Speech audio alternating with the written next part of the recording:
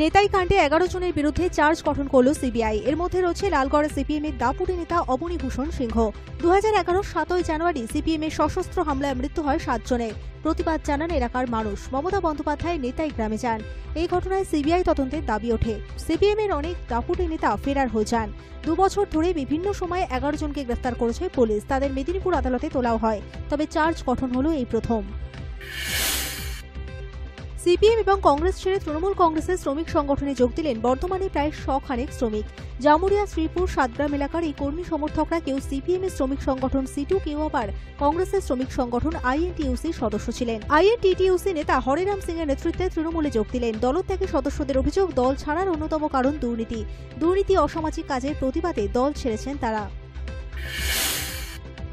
বাংলাদেশে অস্থির রাজনৈতিক পরিস্থিতির কারণে আবার বন্ধ হয়ে গেল ভারত বাংলাদেশ সীমান্ত বাণিজ্য। বিএনপি সহ 18টা দলের ডাকা তৃতীয় দফার অবরোধ মঙ্গলবার সকালে শেষ হওয়ার কথা ছিল, কিন্তু তা আরও 72 ঘণ্টা বাড়িয়ে দেওয়া হয়েছে। এর ফলে বসিরহাটে খোঁচারাঙ্গা সীমান্তে দাঁড়িয়ে রয়েছে পণ্যবাহী ট্রাক। নষ্ট হতে বসেছে ট্রাক ভর্তি সবজি ও ফল। বাংলাদেশে অবরোধ হরতালের জেরে সীমান্তে প্রায় অচলাবস্থা তৈরি হচ্ছে। সমস্যায় পড়ছেন ব্যবসায়ীরা। বাংলাদেশের রপ্তানির মাধ্যমে 2011-12 সালে ভারত $5.84 বিলিয়ন ব্যবসা করেছিল। অর্থাৎ এখন একদিনের অচলাবস্থায় ক্ষতি হচ্ছে কোটি কোটি টাকা। ট্রাক্টর ও বাইকের মুখোমুখি সংঘর্ষে মৃত্যু হল এক বাইক আরোহীর। মৃতের নাম হৃদয় বৈরাগী। দুর্ঘটনাটি হয়েছে বীরভূমের সাঁইথিয়া থানার আমোদপুরের চিরুলিয়া মোড়ে।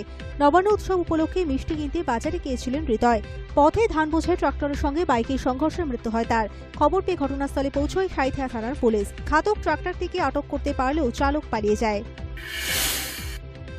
শতাব্দী প্রাচীন মন্দিরের তালা ভেঙে মূল্যবান কোষ্ঠী পাথরের রাধাকৃষ্ণ ও শ্যামচাঁদের মূর্তি সহ লক্ষাধিক টাকার সোনার গয়না চুরি করল দুষ্কৃতীরা। এই ঘটনায় চাঞ্চল্য ছড়িয়ে পড়ে বীরভূমের শিউরি থানার কেউবোনা গ্রামে।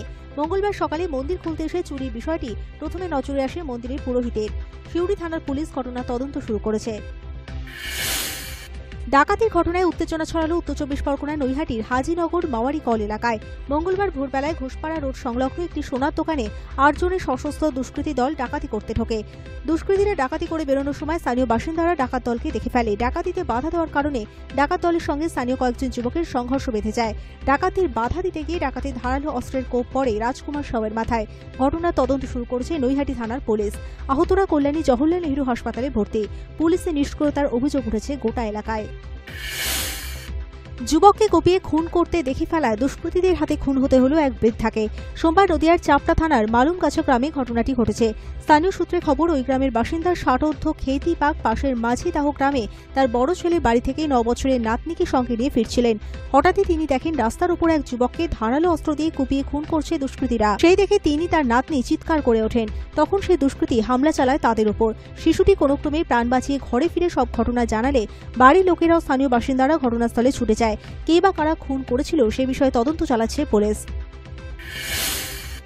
উত্তর দিনাজপুরে ইটাহারে এক গৃহবধূকে শ্লীলতাহানির অভিযোগ উঠল। সোমবার রাতে বাগবাড়ি এলাকায় বোনের বাড়ি থেকে ছেলেকে আনতে যাচ্ছিলেন এক গৃহবধূ। অভিযোগ, পথে সঞ্জীব পাল নামে এক যুবক মদ্যপ অবস্থায় তার শ্লীলতাহানি করে। প্রতিবাদ করলে ধারালো অস্ত্র দিয়ে ওই মহিলাকে আঘাত করে যুবক। আহত অবস্থায় ওই গৃহবধূ রায়গঞ্জ হাসপাতালে চিকিৎসাধীন। মঙ্গলবার ইটাহার থানায় অভিযোগ জানালে পুলিশ সঞ্জীবকে আটক করেছে। দার্জিলিং জেলা রেশন ডিলার অ্যাসোসিয়েশনের সম্পাদককে অবিলম্বে গ্রেফতারের দাবিতে সরব হল অ্যাসোসিয়েশনের অন্যান্য সদস্যরা। বেআইনিভাবে রেশনের চাল কম বিক্রির অভিযোগে ইতিমধ্যেই প্রশাসন বাতিল করেছে ধীরেন সিনহার লাইসেন্স, কিন্তু তাকে এখনও গ্রেফতার করা হয়নি। সিপিএম নেতা ও অ্যাসোসিয়েশনের সম্পাদক ধীরেন সিনহাকে 72 ঘণ্টার মধ্যে গ্রেফতার করতে হবে। গ্রেফতার না করলে জেলায় সব রেশন দোকান বন্ধের হুমকি দেওয়া হয়েছে। 2 কোটি টাকা মূল্যের সাপের বিষ সহ 4 যুবককে গ্রেফতার করল শিলিগুড়ি কমিশনারেটের পুলিশ। সোমবার গোপন সূত্রে খবর পেয়ে প্রধান নগরের একটি হোটেলে অভিযান চালিয়ে অভিযুক্তদের গ্রেফতার করা হয়। পুলিশ জানিয়েছে, ধৃতরা ওই সাপের বিষ শিলিগুড়ি থেকে নেপাল হয়ে চীনে নিয়ে যাওয়ার পরিকল্পনা করছিলেন।